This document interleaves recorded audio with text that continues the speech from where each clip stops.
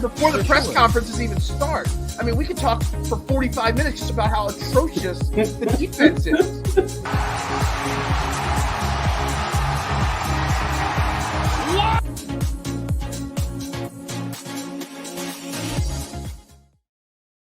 And good morning, everybody, and welcome to Trending in the AM right here on DSM Media Live, as we are every morning, 8:30 a.m., Monday through Friday right here, Facebook, Twitter, Twitch, YouTube. You know the drill. Smash those like buttons, smash those share and retweet buttons, and make sure you head over to the YouTube page at DSM Media. Click subscribe, turn the notifications on.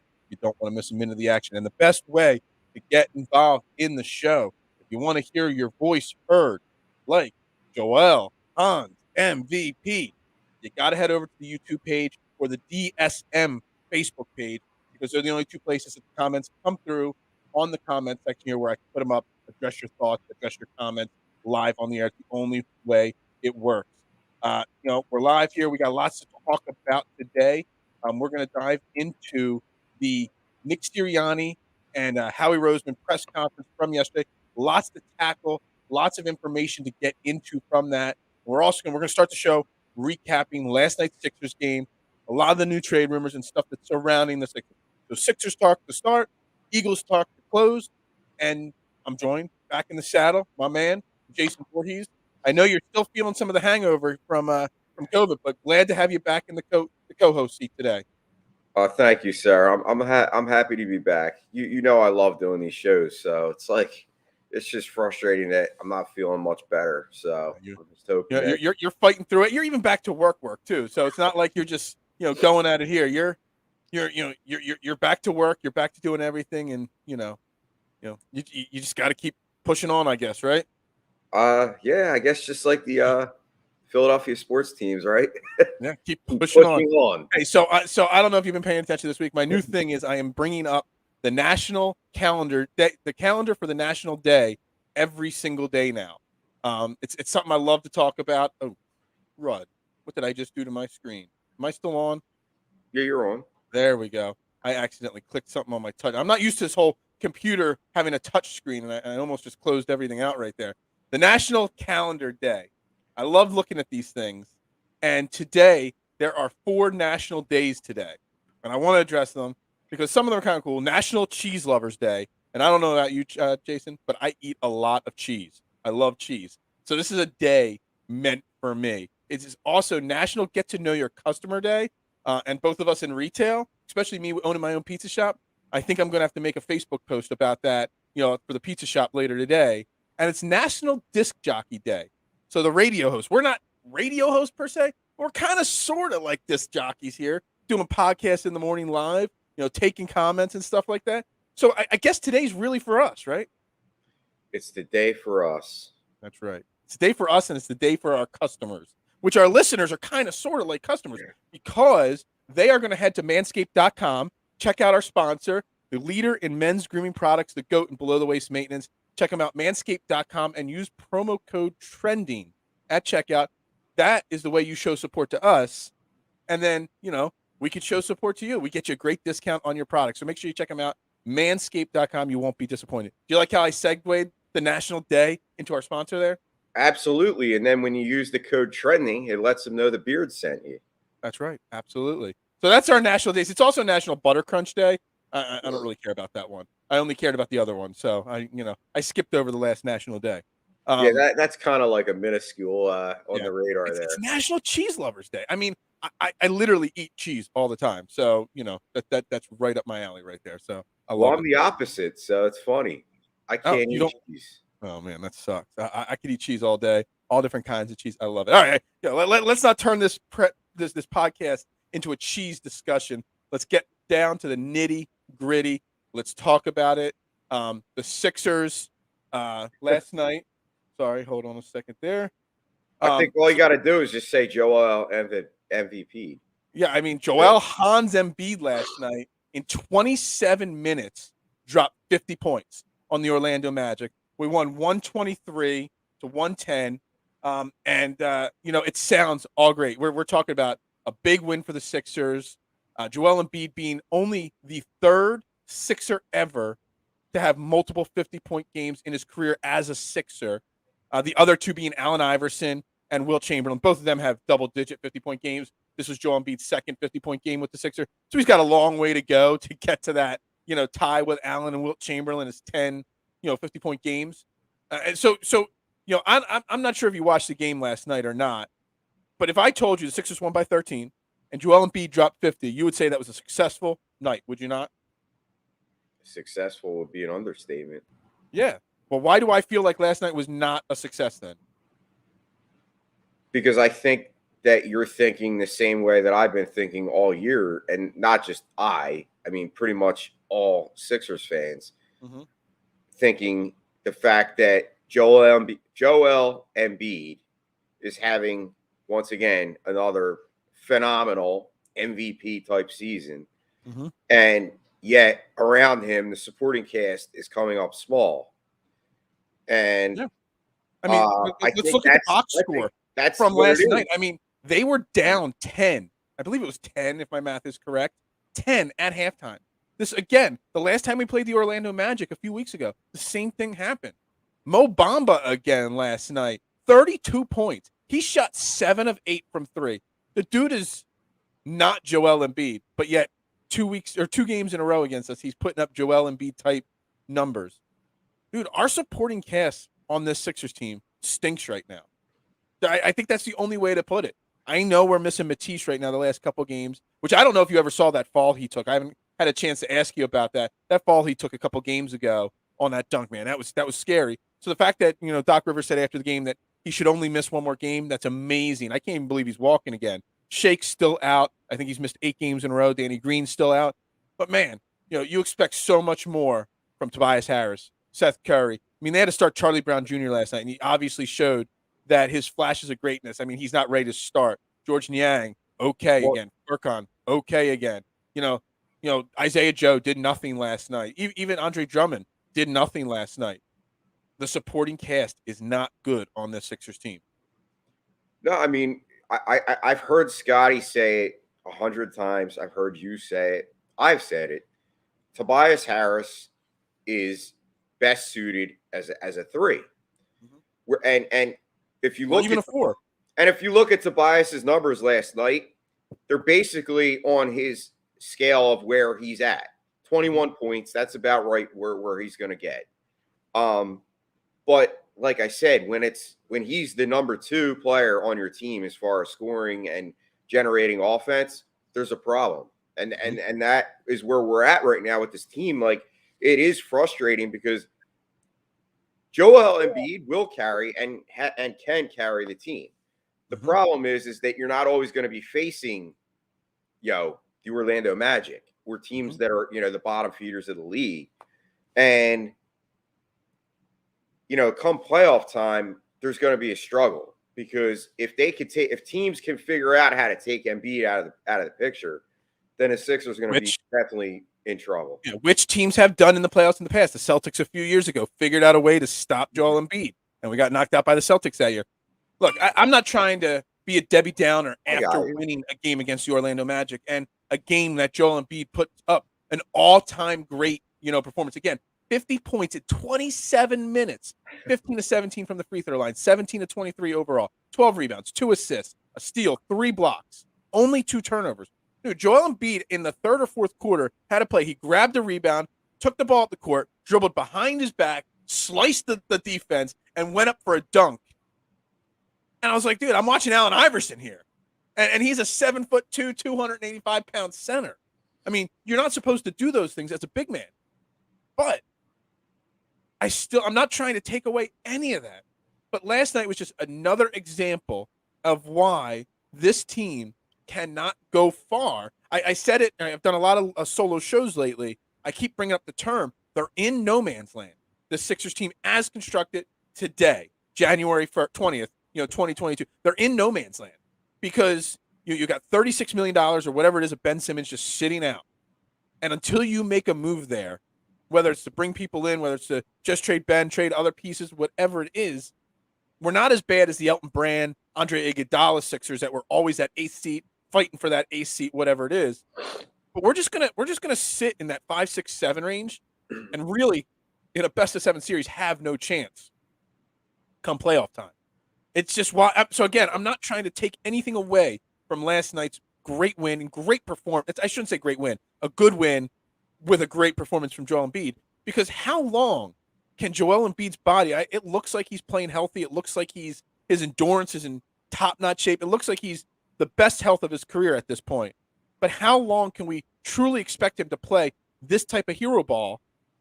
And let's be honest. Remember, I said at the beginning of January we had a very easy schedule. I wanted to see 11 or 12 wins. We've only lost twice so far this month. I think we've won 7 or 8. I can't remember my exact numbers. I did my math a couple games. I think it was 2 games ago. Was we were 6-2 and we had 7 games left. So we might be 8-2 right now with about 5 games left this month. We're right on pace for what I expected this month. But this month was like the last 6 weeks for the Eagles, the easiest stretch of their schedule, and they're winning games. Next month, when we start going up against real teams again, every single game, we're going to be back to being just a 500 ball club, unless a major adjustment is made to this roster. So I don't want people to think I'm down on this win or down on Joel Embiid's performance. I just think that Joel Embiid's performance last night reiterates the biggest issue with this team. I mean, you just nailed it. I couldn't say any better than what you're saying. Like, you're not down on the team. Listen, like I said, our job is to be critical. And you're just pointing out facts, because the fact of the matter is that this team could be so much better if it could just make, that deal. Now, it's like, is it going to happen this year? Obviously everyone's like, every other day you're hearing rumors coming out of new rumors of this team, is interested in, I do think you've made a lot of valid. I really value your opinion when it comes to like basketball, as far as like the ins and outs, like when it comes to trades and stuff, because you seem to really, beyond that, and you've said it. I mean, I've heard it probably 100 times by you, that it's probably going to be a 3-team deal when it comes to Ben Simmons. It's not going to be just a one-off, trade. I mean, we could bring up the trade that we keep seeing that the Sixers turned down, that Detroit basically offered. There was more to it, but they basically offered Jeremy Grant, former process player for the Sixers back in the day, who I love Jeremy Grant. The fact that he took, some success with the Sixers during the process when he wouldn't have gotten a chance and blossomed it into, I mean, I think he's making near max money, and Jeremy Grant's not max money. Jeremy Grant's like, one of those players like Tobias Harris, a great player that's just getting slightly overpaid because every team overpays somebody. Sadiq Bey, a nice young, scorer in the league, but just not there yet. And Kelly Olynyk. I mean, I can't believe Kelly Olynyk's still. And they're the type of deals that Daryl Morey's being offered. And I understand why Daryl Morey's holding ground, because Ben Simmons is better than that. But still, you're wasting this kind of a season from Joel Embiid, and that's a problem right now because you only have so many seasons of this with Joel Embiid. And again, 3-team trade. There are so many rumors floating around. If you would have asked me 2 days ago, I would have said this might go on into the offseason. Now, all of a sudden, because there's so much more rumors picking up, that maybe something actually happens in the next week or so. Now, all of a sudden, at a 2-day stretch, my confidence of something happening has gone from like 10% confidence to like 60% confident now, because there's so many more rumors circulating. It seems like the Kings are more likely to include a few more players that might help us. You got the James Harden rumors floating around that, they're trying to trade Tobias so they could clear up the cap space. So you bring in some players, and then you also clear up cap space so you can attach, James Harden maybe in the offseason to to the team, which I don't buy that whole scenario there. But there's so many rumors floating around right now. And then Doc Rivers yesterday, he made one statement before the game and one statement after the game yesterday. One statement before the game was addressing the rumors, saying that, he does talk to his team to ignore the outside because he knows in this day and age, players read the internet, they see what's going on social media and stuff like that. So he does address it, but he reminds them that there's literally 14,000 websites that have articles being written. And a lot of these rumors are just random writers like me and you doing the NBA trade. He even called it out, the NBA trade machine, and making it. And then some other network picks it up and thinks it's a rumor. So most of it is just BS. But then he did say also that this team severely lacks a playmaking, a guy that could go out and get his own shot and be a playmaker. And by him saying that kind of gives you like the hint that they are trying really hard to improve that aspect of the team. So, will a trade happen? I don't know, but my confidence level is slowly starting to grow that they realize, Doc Rivers, Daryl Morey realize that we can't waste the season. Look, right now, the Sixers are in the 5th seed right now. But you know what that 6th seed puts them? Only 2.5 games out of the number 1 seed. 2.5 games out of the number 1 seed. That means the season's not over. It's not over anyway, but it's not over in the sense where, we can't, make a deep run if we make the right move. So I don't know. I don't know what the right move is. Whatever move happens, if it happens, we're going to dissect it for days and days and days and weeks. But, my confidence is slightly growing. Well, I like that your confidence growing because that means that if your confidence is growing, I'm sure Scotty's is growing too. And speaking of Scotty, he just checked in 6 of the next 7 at the Wells Fargo awesome. Center. I know. It's like right on cue. Scotty popped in. Scotty, how are you, buddy? No, but I got to be honest with you, Phil. I know you're not big on the Harden thing. I'm the opposite. I would love James Harden on the Sixers. I think James Harden. I'm not saying I'm not big on that. I think James Harden, if you can get him for like a 3-year max kind of deal, that's great. I don't think James Harden is leaving Brooklyn. That's where I'm off the James Harden. I think the rumors of him wanting out is the problem.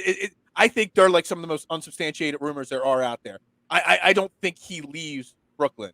That's why I'm not on. Like, I don't want the Sixers making moves right now to prep for a run at James Harden. You've seen it in the past when LeBron James was a free agent and Kevin Durant was a free agent. All these teams, 5, 6, 7 teams clearing out all this cap space to make a run at one player. And if 6 teams make a run at one player, only one team gets them. So you're changing your whole franchise around maybe to get one guy. Perfect. And in reality, most likely you don't get that guy. So that's why I'm against the Harden thing. Not that I don't think he'd be a good fit next to a Joel Embiid. Not that I don't think he'll be a good fit and a great way to improve our chance to win a title. I just don't think realistically he comes to Philly. So I don't want to be making moves now with a small chance of getting him. I'm dreaming big. Like I could just envision Harden next to Embiid. Yeah, absolutely. On this team. And but it's funny that you said that. I remember I did the same thing when LeBron was a free agent. I swore that the Sixers were getting him. I think everybody did. For a meeting or had a meeting. We all thought he was coming here. Yeah. And I remember how excited I was when I was like, oh my God, we're going to get LeBron.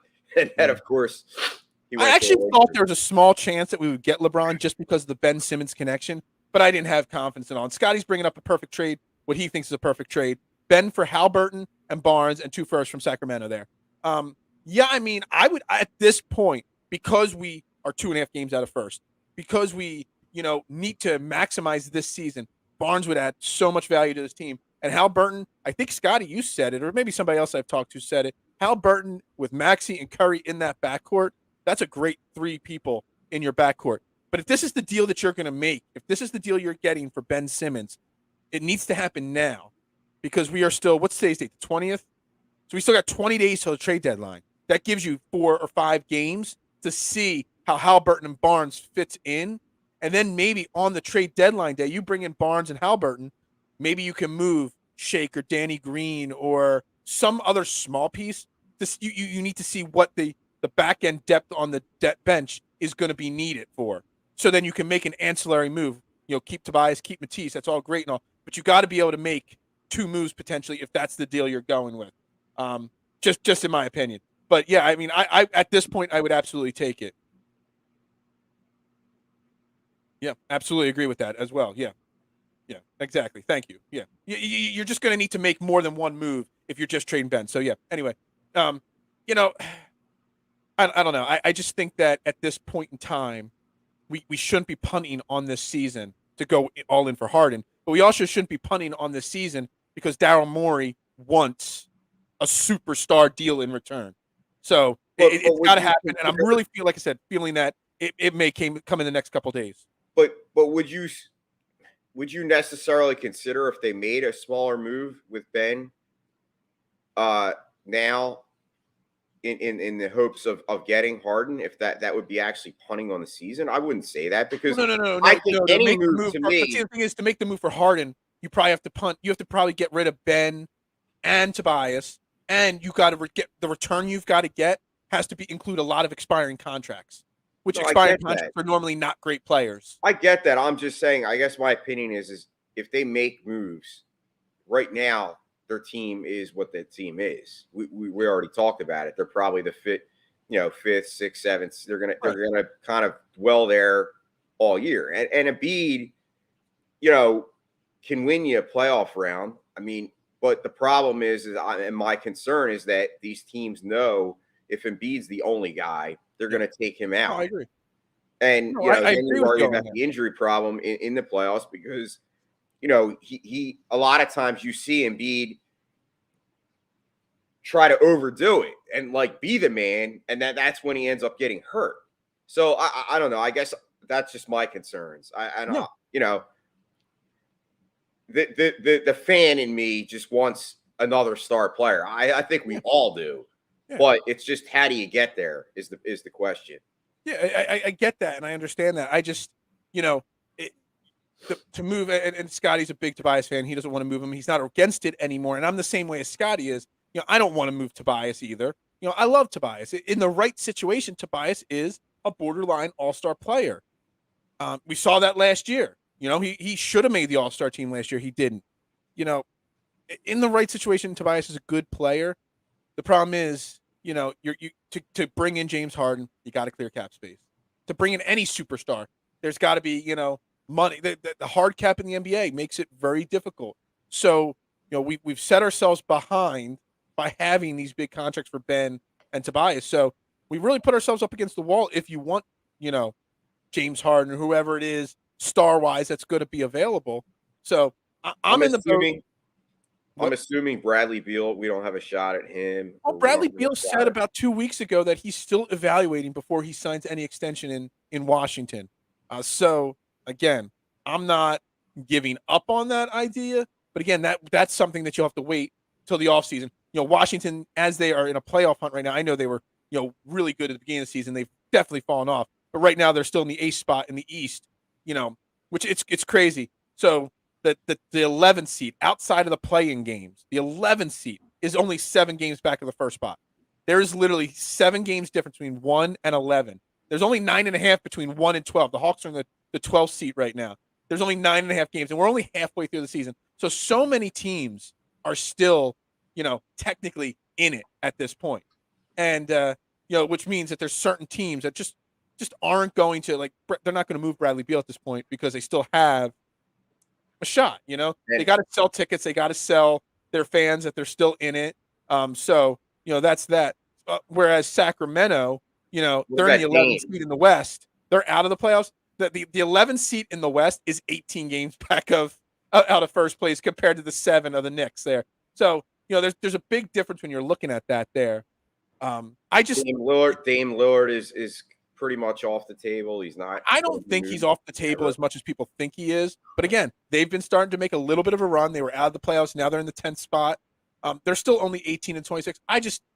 If Damian Lillard, Bradley Beal, those guys, if they get moved, it won't be this season. It'll be in the off season. Which means you've got to, those guys are under contract, so you'd have to trade for them. So that's why going back to. So don't you think if you want those guys, that would mean you'd have to wait on a Simmons trade? No. I don't think so because you got Tobias Harris still. So that's why I'm coming back to Scotty's trade proposal. You get Ben, for Haliburton and Barnes. Haliburton and Barnes improve our team a little bit now because you're getting rid of Ben. You're not wasting that money anymore. You're getting a good young scorer in Haliburton. You're getting Barnes, who does a lot of things well. Plus, you're getting 2 first-round picks, and those 2 first-round picks are most likely going to be good first-round picks. They're going to be in the lottery, the Kings. So whether it be 10th or 12th pick in the draft, maybe better, who knows? Getting a deal like this and keeping Tobias and Matisse, then in the offseason, if Damian Lillard, Bradley Beal, James Harden become available, you've got 2 extra first-round picks, and you still got Tobias and Matisse. Matisse as an asset because he's a young, talented player. Tobias for the contract matching. All of a sudden, you still have the pieces to go out and get Dame Lillard, and you still have Maxey too. And if you had to trade Tyrese Maxey, which I don't want to do, but say if you have the opportunity to get Bradley Beal or Dame Lillard or James Harden, and the sticking point is Tyrese Maxey, you still have Maxey, Matisse, Tobias, and multiple first-round picks now that you could trade to go get that superstar. That's where, in my opinion, this Scotty trade proposal, it gets you the help you need now to be, maybe it doesn't make you a title contending team, but it puts you in the conversation for home court advantage in the first round of the playoffs. It gets you to that 3-4 seed at least, potentially. And then you've got the ammo to go make the ancillary move in the offseason. So that's why I like this trade here. It doesn't waste too many of your assets, basically, and it gets Ben out of town. Oh, I'm definitely down for that, man. I got one other scenario, and I'm going to ask you this question. I brought it up on the show yesterday, but I didn't have anybody to really talk to about it. But again, every day my confidence grows that it doesn't happen. So what if Ben Simmons does not get traded? Okay. And it's going to have to drag into the offseason. Do you go to Ben Simmons again after the trade deadline on February 10th and say, yo, we couldn't trade you. We are trying. We will make it happen in the offseason. Would you like to play the rest of the season? Or if Ben Simmons goes to Daryl Morey and Doc Rivers and says, you couldn't trade me. I know you tried. I need to get some play in. Would you let Ben Simmons, for the playoff stretch, come back to this team? It's a good question. It is. I mean, 8 weeks ago, I said, absolutely, let him come back right when we went on that long West Coast trip. I was like, and Joel was out with COVID. I'm like, yo, let Ben come back right now. It improves his trade value. The fan in me knowing that Ben Simmons makes this team, obviously much better. Mm-hmm. Much better. I mean, I would definitely be up for that, but I really believe I heard Charles Barkley's interview. I'm not sure if you did. No. Charles Barkley basically said, Simmons cannot play in Philadelphia ever again, and he doesn't believe he ever will, because of the damage that's been done, and the fact that he quit on the city, quit on the team. Charles basically was saying he cannot play for Philly ever again. So yeah, I mean, that's coming from a guy that is plugged in and knows what it's like in this town. Yeah. To be loved, and of course be hated too, because people, obviously Charles was always vocal and outspoken. But, Ben Simmons could totally change his image as a person, comes back and helps lead us to a deep run or something like that. No, it's an easy answer. Let's just look at last night, okay? We're looking at just last night's game with Ben Simmons out of the lineup and not a part of this team right now, okay? We have a serious lack of 2 things. Defense. Ball control distributor, because Tyrese Maxey's still learning. Joel Embiid, point center, is fun and all, but he's not a point guard, okay? And we lack perimeter defense. You got Mo Bamba shooting 7 of 8 from 3 because no one can get their hand in their face, okay? You got, who's this Okiki guy, a power forward for them, 6 of 7 from deep. There's no one to stop the outside scoring on other teams. And we see this the last time we played the Magic. Franz Wagner, shot lights out from deep. We don't have that perimeter defense without, and he's an elite, one of the best defenders in the league. I don't know. The fan in me says no, don't bring him back because I don't think. But the basketball mind in me says so. I'm on the opposite side. I say the fan says no, but the basketball mind says he helps the team. Can he get over his problems? Can the locker room accept him? Joel Embiid would have to come out and make a huge statement to the fans and be like, "Yo, guys, let's welcome him back. We need him." But I don't know. I still think, like I said, my confidence is growing that this situation does not come to fruition, but it'll be talked about if he doesn't get traded on February 10th. I don't think the question was if it happened, if that happened, but I don't see it happening. Even if he's not traded, I don't see him playing. I think Ben Simmons does not want to play for the Sixers, and he definitely doesn't. I don't think he's going to change that because of the fact that he wasn't traded. And I don't think he thinks, in his mind, he's arrogant and cocky. Do you think he thinks he has to come back and prove that he can, show what he can do on the court? Absolutely not. I mean, in my mind, I think he thinks he's the best thing since sliced bread that's come to the NBA. I mean, that's Ben Simmons. Unfortunately, it's unfortunate because the guy could be so much better, but he's obviously got a complex, and he's spoiled. Is that what we're calling it? A complex now? Well, he's spoiled. He's entitled. I'm not disagreeing with you. I just think it's a. I've never heard anybody call it a complex with him. So it's a hilarious use of the word there. So yeah. So anyway, I just did the math. We are 7-2 now this month, which means that there is 6 games left. We got Friday night against the Clippers at home, should be a win. And we go quickly on the road to San Antonio. Then we go 1, 2, 3, 4, 5 more road games in a row, most against winning teams, especially to close out January. Sacramento, the Lakers, New Orleans, they're all coming to Philly. We should continue to finish this month out on a good, positive note. But then, like I said, getting into February, Washington, Memphis, Dallas, Chicago, Phoenix, Cleveland, Boston, Milwaukee. It's going to be tough. So hopefully we can keep this positivity going forward. We're going to see. I mean, I really feel by some point next week on this morning show, we'll be talking about and breaking down a Sixers trade. What it will be, whether it be 2 teams, 3 teams, 4 teams, I don't know. But I think at some point by next week, hell, it would be fantastic if it happened over the weekend. So Overreaction Monday, with no Eagles to talk about, Overreaction Monday on the trade, I could be like, oh, we're winning a title. Just like I said, Super Bowl run, baby. It'd be fantastic. So hopefully I'm right on that and something happens in the next few days here. We'll see. There are a lot of rumors floating around. So we'll see how that goes. Yeah, it should be fun. It should be interesting. Absolutely. So anyway, this is Trending in the AM right here on DSM Media. Again, make sure you're tapped into the YouTube and Facebook pages for comments to come on over to the screen here. We're going to transition from basketball. We're going to start talking Eagles now. And, at first, yesterday morning, I was texting with Jason. I'm like, what are we going to talk about tomorrow? So I promised we wouldn't talk any more Jalen Hurts, but unfortunately, I have to get back to Jalen Hurts a little bit more because then, obviously, Nick Sirianni, Howie Roseman, they spoke to the media yesterday, their end-of-season press conference really, they went a good 35, 40 minutes with the media yesterday. Took a boatload of questions covering lots of topics. And, I want to dive into some of the different things, some of the different conversations that came up and some of the questions. But the first thing I want to talk about from the press conference is that, generally speaking, Nick Sirianni and Howie Roseman made sure when they answered the questions, some of their answers kind of danced around topics, but they made sure all their answers did not create any form of controversy. Their answers were pretty, black and white. You know what I mean? Yes, they didn't say, no, we won't try to go, trade for Russell Wilson if it becomes available.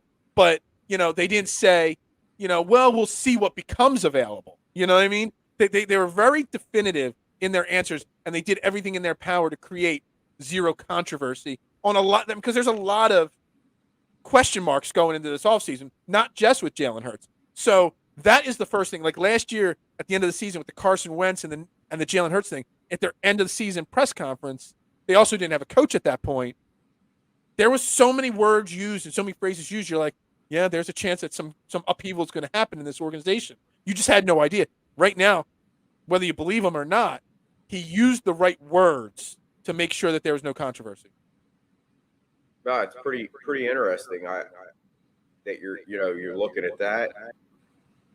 I don't see why they would want to have controversy after last year. Yeah. So I think you're right. They probably were very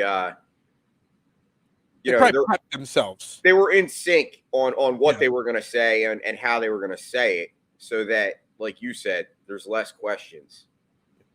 And it starts, the questions start with, obviously, multiple questions on Jalen Hurts and his future with the team.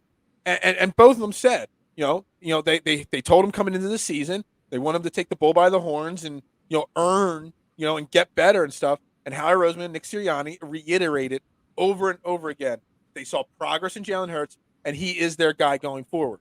Now, obviously, he was asked questions about potential trades, and he used the phrase, "We will always evaluate everything." And he brought up the Fletcher Cox. It's not that they wanted to trade Fletcher Cox, but if teams are calling on Fletcher Cox, I said it last night. I made a joke. If somebody called the Sixers about Joel Embiid and offered Klay Thompson and Steph Curry for Joel Embiid, you're going to listen to it. Every play, it's a business. Every player there's no such thing as untouchable players and untradeable. There's always a deal to be made for every single person in every sport. So when somebody calls about Fletcher Cox, they're going to listen. Now, they're going to laugh at most of the offers because they needed Fletcher Cox this past year. But same thing happens with the quarterback situation. They are saying Jalen Hurts is the guy. But if Seattle calls and says, you can have Russell Wilson, and all we need is your second-round pick, I'm being a little sarcastic there. But if that's what they say, of course they're going to listen. You know what I mean? So I love the fact that Howie Roseman and Nick Sirianni flat out said, yes, Jalen Hurts is our guy. But they said, we will always keep our ears open just in case. So they didn't create controversy by also leaving the door open that if Russell Wilson becomes available, that it could get done. Yeah, I mean, where I stand on this. Yeah, I'm not trying to talk about, I more want to look at the difference from last year to this year in the way Howie Roseman's handling the potential controversies that could arise. No, I think it's smart. I mean, I'm not a big Howie guy, and I think he's smart enough to realize that, last year was a train wreck at the end of the year, and everything that happened in the offseason. You want to kind of go away from distractions, and you want to have as least issues as possible, moving forward, especially in an off season where you're coming off a year that you actually improved big time from 4 wins to 9 wins and making the playoffs. Whether they made the playoffs and got trounced in the first round, which a lot of people expected. Everybody on Eagles Twitter was saying they were going to win that game. I was trying to tell everybody pump their brakes. Well, yeah, but I'm saying I thought the Eagles had a shot, but the bottom line is, if you look at the team now after the game and you've had a week to process, almost a week to process this loss, it was obvious that this team had a lot more holes than just, there's a lot of holes in this team. Absolutely. Whether they improved or not is not the question. The question is, what can they do to improve more and kind of get back to that elite status as far as in the top echelon teams in the league? What is going to happen? And obviously there's a lot of moving parts and a lot of things they got to do. I mean, obviously the first thing that comes to mind is obviously the draft, and obviously the next thing I wanted to discuss, because he was asked about the draft and that the 3 first-round picks. He was actually asked a lot about that, but the first part I want to get into on the draft is he was asked about the Eagles and the front office and the fact that because they have 3 first-round picks, will he change his philosophy on, drafting a linebacker or a corner? They haven't drafted a linebacker in the first round in 40 years, a cornerback in the first round in 20-some years, and stuff like that, a safety in a really long time in the first round. And he didn't mince words. He said his philosophy, the organization's philosophy of prioritizing the trenches has been successful. And their strategy they've had. So I've been preaching this for weeks now, that don't be surprised. Ends, tackles, linemen, wide receivers. I keep saying the word. Follow Howie Roseman's track record with what he uses his first-round picks on, and that is going to be most likely what he does. And people keep saying, no, we're going to get a linebacker, we're going to get a safety, we're going to get a cornerback. Maybe we do, and he did leave the door open. He said, well, we're going to see who's the best available and whatnot. But if you follow Howie Roseman's track record and then listen to what he said yesterday, that's what he does. He drafts linemen. offensive end. He loves the trenches. He loves offensive weapons, wide receivers. That's what he does.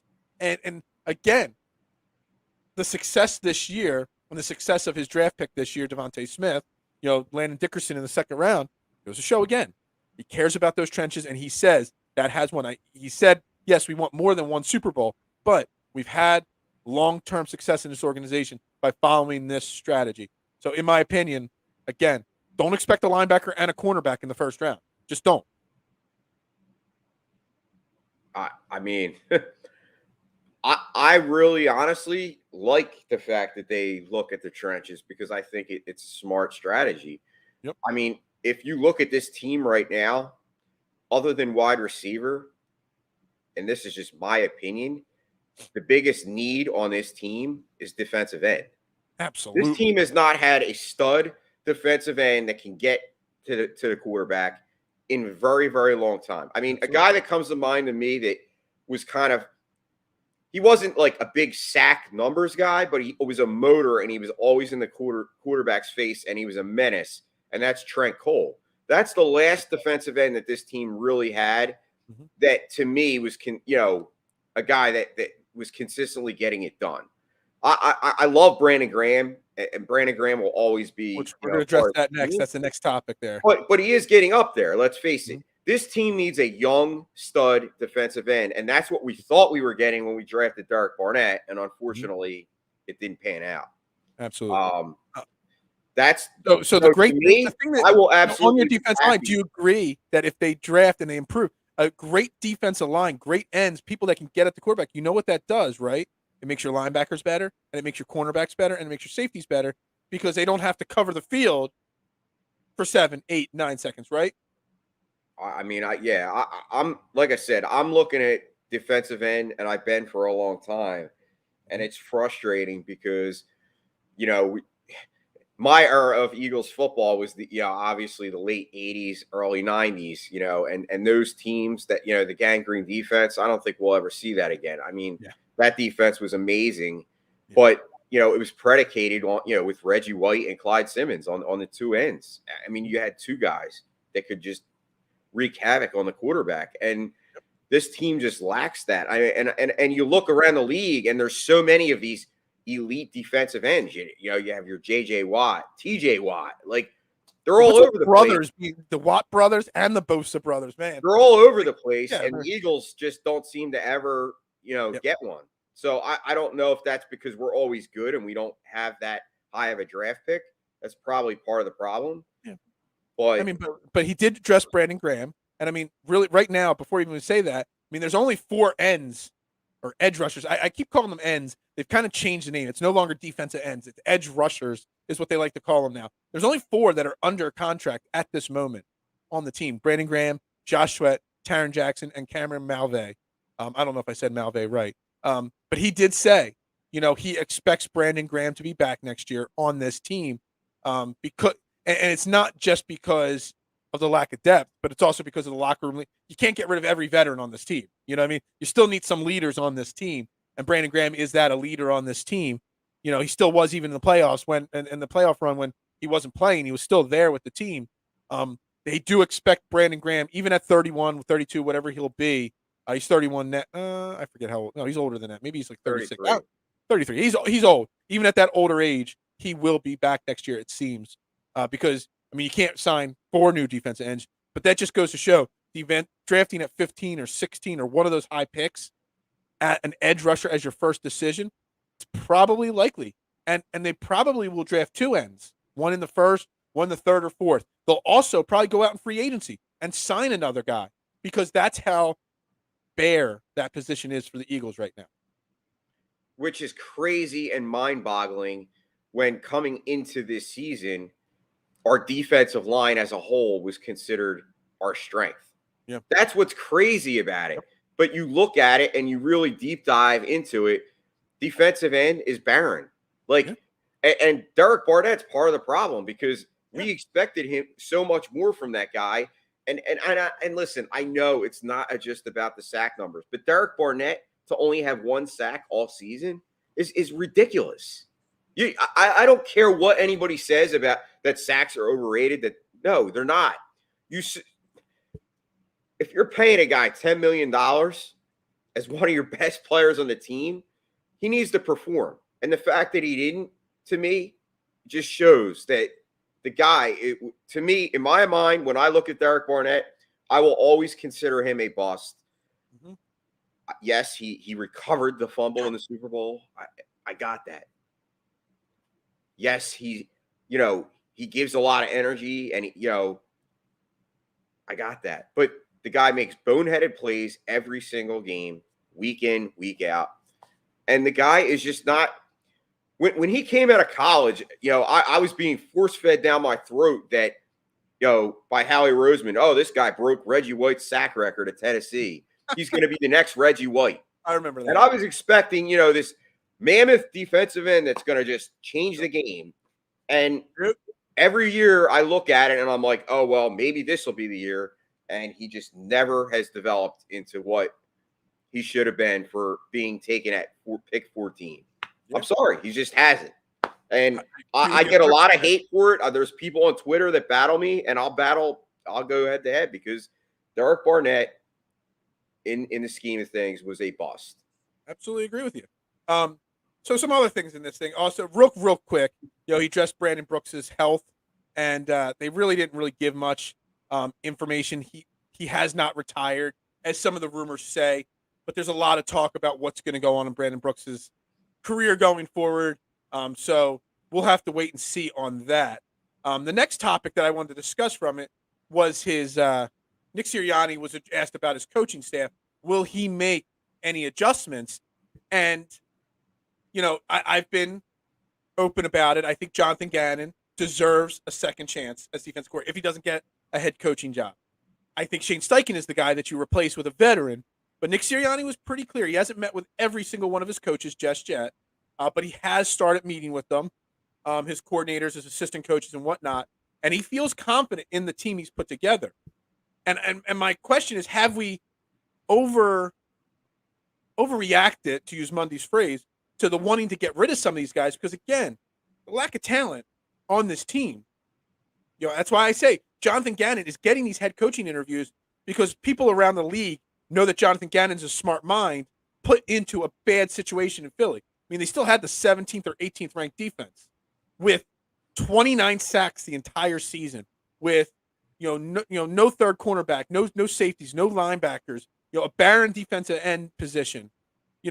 So are we overreacting? And maybe they're right to, they use the word stability.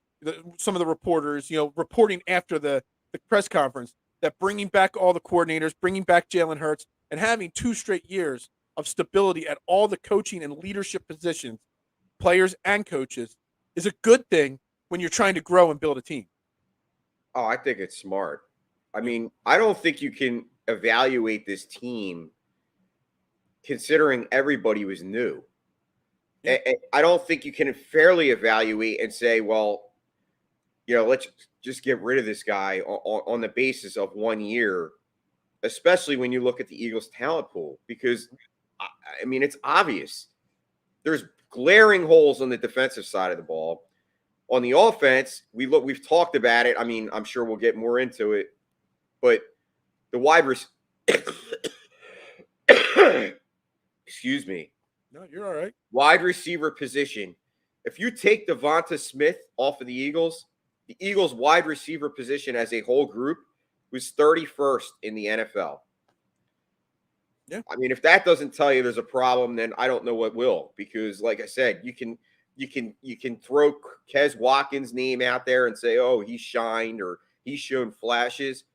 But when it comes down to it, besides Dallas Goedert and Devonta Smith, this team really has no playmakers. And yep. So that's a great segue into the last topic. Well, no, but with that being said, I don't think you could sit there and say, well, Shane Steichen's got to go over 1 year. Right. I agree. And I think I was even overreacting there. I just want that. I don't even care if you don't get rid of Shane Steichen. You've got so many dollars to spend on, consultants or, assistant or guys that just sit up in the booth and or whatever. We need a veteran voice of something, kind of just help Nick Sirianni mold, him as a coach.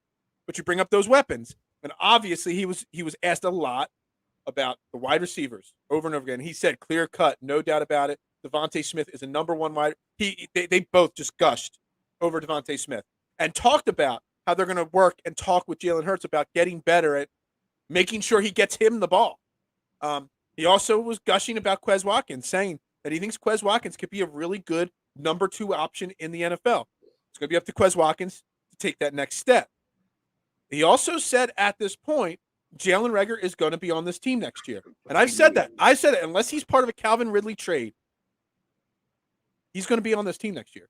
Howie Roseman's not going to give up on him. But they were both very firm in saying that they have met with Jalen Reagor, and they both told him that they were disappointed and that they expected more. So the fact that they've at least gone to Jalen Reagor and said, hey, we want more. We expect more out of you.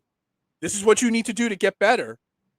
Maybe he takes that to heart. I don't know. Maybe he's a soft guy and he doesn't put the work in the offseason. I don't know.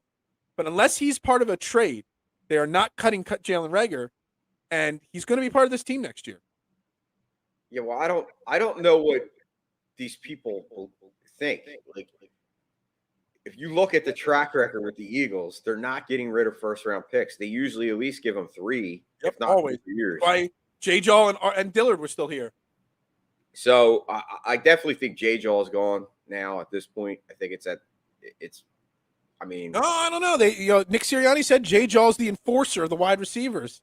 He bragged about his blocking and stuff. Yeah, I think it's coach speak at this point with them. I think that is. I don't think it's coach speak with Jalen Reagor. I think Jalen Reagor.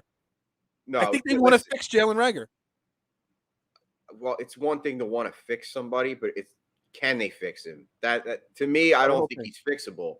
I think he needs to go. I think it's addition by subtraction.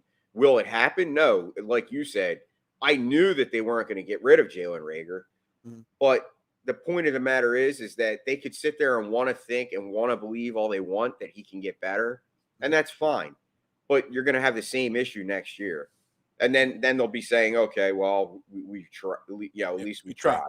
So I think the wide receiver position, more so than other positions, because of how much high draft capital was invested in it, it's going to shake down to, as of this moment, that's your 1, 2, 3. Smith, Watkins, Reagor, J-Jaw, Ward. That's all you got on this team right now. So that's your depth chart. That's your depth chart right now. But I thought he said that they were going to go out and get weapons. So to me, that also signifies they're going to try to improve the weapons. So they're the guys. If you draft the guy, then like if you draft a high-end guy, like in the first round, like I think they will, then obviously one guy gets bumped, whether it's Ward or J-Jaw. And then if they go out and trade for Calvin Ridley, or they go out and sign Allen Robinson, Chris Kirk, and that bumps another guy off the list.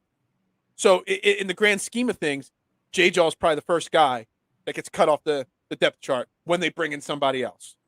And then in my opinion, they probably cut or move on from Greg Ward because he is he's actually a restricted free agent, I believe. They probably don't tender him a contract, and he's off the depth chart. Okay? So they would need to bring in 3 wide receivers, in my opinion, that make this team before they move on from Jalen Reagor. That's just my opinion, because you normally go with 5 or 6 wide. They ran this year with mostly 5 wide receivers. In previous years, they've ran with 6 wide receivers. They got 5 on the team right now. Reagor, or Ward and Hightower, or Ward and J-Jaw are probably the first 2 off. So it's interesting. That would be the dream scenario for me. You need to bring in 3, but you got only so many picks and so much cap space. You can only get 3. So many at once. You're not going to spend all your money on wide receiver. So, that's my dream scenario. You already brought it up, but my dream scenario would be to trade a second-round pick and then throw Jalen Reagor in and just say, here's a guy that you could probably still get something out of in Atlanta, for Calvin with Ridley. No expectations and exactly smaller medium market care and changes scenery. I think it would make perfect sense, and I don't think that would be something out of the realm of possibility because Jalen Reagor, like you said, on the Eagles, as far as the Eagles and this fan base, we know what Jalen Reagor is. We've seen him, but on a national level, he might have a little more, I don't want to say teams want him or covet him. But if a team is giving the option, okay, well we'll give you Rager in this deal, the team might say, yeah, you know what, we could do something with this young guy. Like, because he's like, let's face it, he was still a first round pick. Whether it was whether he should have been a first round pick, we all know the answer to that. But hindsight is 2020 on that for sure. Yeah. But so anyway, to wrap that part of it up, I think I had a different sense when I hear Howie Roseman talk at the end of seasons or at the beginning of seasons or after draft. I come away scratching my head. Like, what did I just listen to? You know, I got nothing out of him. I feel like I got something out of him yesterday. I think him and Nick Sirianni sit next to each other. I think there's a little bit of a confidence between the two of them. I kind of got they're on the same page kind of feel. You didn't always get that with Howie Roseman and Doug Peterson, Howie Roseman and Chip Kelly. At this point, and I know it's still early in their relationship. It's still in the I love you stage, it's still in the, let's buy each other flowers stage of their relationship. But I felt like they were on the same page yesterday, and I felt a little confidence coming from them. And it gives me a good feeling going forward, at least this offseason, where they both are in agreement on what this team needs and what I feel like there's a really strong plan going forward here in the next month or two or three. Maybe Howie is growing. Maybe Howie is realizing. Maybe Howie really is realizing. We like to say that Howie's arrogant and he's smug and he doesn't like to ever admit when he's wrong. But maybe in reality, behind the scenes, he's starting to realize that he has made a lot of mistakes and maybe he's coming around. It could be. You're right, Phil. Maybe he's saying, look, I got to let Sirianni, have more control. I didn't let Doug do it. And look what happened. Like, maybe I need to be more open to other people telling, football guys telling me what they're seeing and how this team can get better. Maybe he is. Maybe he's adapting. And you know what? If that's the case, then we're in a good position then. Yeah. Because like I said, I don't think anybody can look. You're talking about somebody right here that only last year was saying, get rid of Howie. Fire Howie. I had it on my Twitter. I've been saying it for a long time too, and now I'm not. And you know what? I'm going to say Howie Roseman, he might not be the best when it comes to talent evaluation. But if I look at Howie Roseman, the GM, overall GM, because GM does more than just draft. They obviously sign players and they run an organization. I think Howie Roseman's not a bad GM. And I think it's obvious. And like you said, maybe this is a maturation process for him. Maybe Lurie told Howie, yo, bud, you got to be a little more open to, maybe Lurie's behind. Who knows? I don't know. But all I know is that this is a big offseason for this team. Huge offseason right now. And like I said, I like coming away from it's a rare feeling, but I like coming away from the press conference feeling confident. Absolutely. Or at least, I don't know about confident. That's the wrong word. I'm feeling that there's some cohesiveness between the front office, the coaches, and the team. I feel confident in saying that they have a plan. Will the plan work? What will happen? What shakes out? That's another whole subject. So real quick, before we wrap this show up, we haven't done this in a while. You get 2 words. You can use 2 words to answer this. We haven't done this segment in a while. What's up with the Flyers? 2 words. They stink. No, I was going to say they suck, but yeah, they stink. That's how. Let's get that off the screen. We don't even want to talk Flyers anymore on this show. We have this great overlay. What's up with the Flyers? And we just never want to talk Flyers anymore because they just absolutely stink. Dude. Anyway, what, were you going to say something there? Well, no, I've been seeing some Claude Giroux rumors as far as, maybe getting traded. Yeah. Well, we'll move on. Not gonna lie. If he gets traded or if they make any big moves, then we'll bring the segment back to the show. But for now, we're going to wrap this show up here. Trending in the AM right here on DSM Media. Again, make sure you're following us on all platforms: Facebook, Twitter, Twitch, YouTube, TikTok. We're even on TikTok. Make sure you're following all of us, and make sure you're following myself, Phil Stifel, at Bearded Knowledge, and my buddy here, Jason Voorhees, at Mustaine3651 on Twitter. We greatly appreciate the follows and the interactions with each and every one of you. Again, brought to you by Manscaped, the leader in men's grooming products. Manscaped.com. Use promo code TRENDING at checkout. It gets you 20% off free shipping and lets them know the beard sent you. We'll be back tomorrow morning, Football Friday. We'll start breaking down some of the games for the divisional rounds this week. I'm sure we'll talk more Eagles. Maybe we'll preview tomorrow's Sixers-Clippers game. Maybe some more rumors will come out about the Sixers. We'll have a jam-packed show tomorrow. But make sure you're tapped in. We got lots going on this weekend on the DSM Media. We got Mark Farzetta coming on to the Faithful Fanatics. Got a special show tomorrow night at 9 p.m., a brief little show with my man Buddy Walters from Pro Level Sports Agency, the nephew of Buddy Ryan, the cousin of Rex and Rob Ryan. We got some special announcement with his sports agency tomorrow night, 9 p.m. So make sure you're tapped into DSM Media because you're not going to want to miss a minute of the action. And the key way to not miss it is not only to follow, but turn the notifications on. So anyway, Jason, thank you very much today. Absolutely. And I will see you tomorrow morning, same time, same place, right here on DSM Media. And hey, everybody, it's still always Go Birds. Go Birds.